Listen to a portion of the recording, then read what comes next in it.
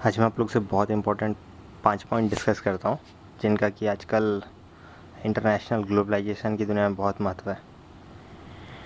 Territorial water पहला point है। ये इंटरनेशनल लॉ से गवर्न होता है। 1982 में यूएन का कन्वेंशन आया था।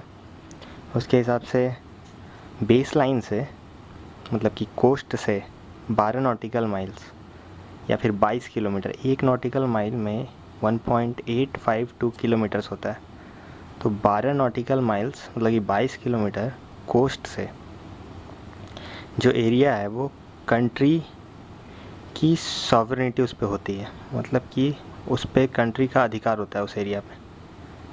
कोस्ट से 22 किलोमीटर दूर तक अपने कोस्ट से, जो कि कोस्टल कंट्रीज़ हैं, वो उस कंट्री के ज्यूरिसडिक्शन में आता है। मतलब कि अगर ज्यूरिसडिक्शन से मतलब आपने सुना होगा कि फ़िशिंग वेसल को पकड़ा गया, तमिल फिशरमैन पकड़े गए श्रीलंकन वाटर में, और डेंजरस बहुत सारे कुछ इनह्यूमन केसेस भी सामने आते हैं, जैसे कि लीबिया ने बॉम्ब कर दिया टर्किश वेसल को।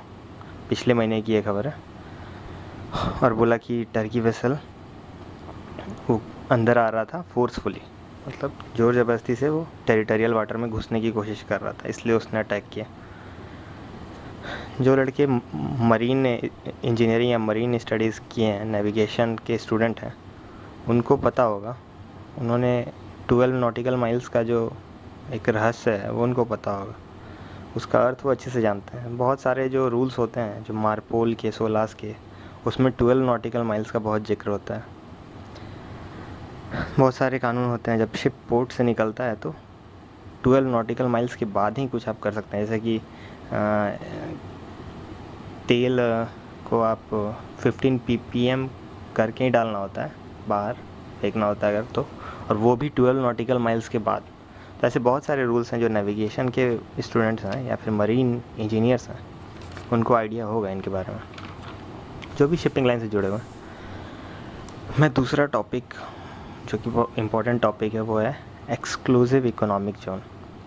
ये है कोस्ट से 200 नॉटिकल माइल्स, मतलब कि लगभग 370 किलोमीटर की दूरी तक आपके अपने कोस्टल रीजन जो है, जैसे कोई भी कोस्टल कंट्री है उसका ये एक्सक्लूसिव इकोनॉमिक जोन होगा।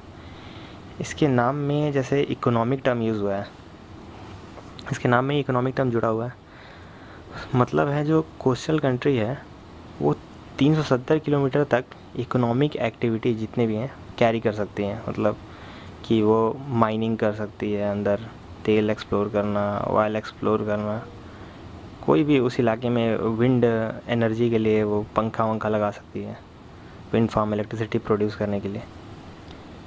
इस इलाके के कानून इंटरनेशनल कन्वेंशन से फॉलो किए जाते हैं। इस इलाके में टेरिटोरियल, वो जो कंट्री स्टेट का जो ज्यूरिसडिक्शन था वो इस इलाके में फॉलो नहीं होता है।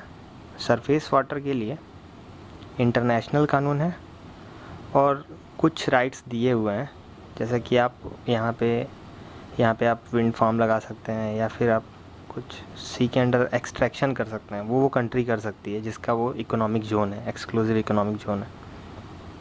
जैसे कि आपके पास एग्जांपल है ONGC मुंबई हाई पे जो कर रहा है, तो वो हमारा एक्सक्लूसिव इकोनॉमिक जोन में आता है, जो मुंबई हाई है।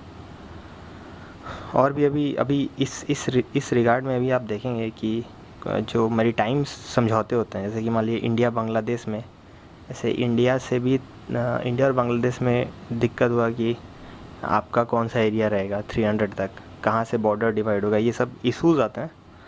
तो वो एक्सक्लूसिव इकोनॉमिक जोन डिस्प्यूटेड कभी कभी हो जाता है, तो उसको कंट्री सॉल्व करती है कि नहीं, ये एरिया आपका, ये हमारा।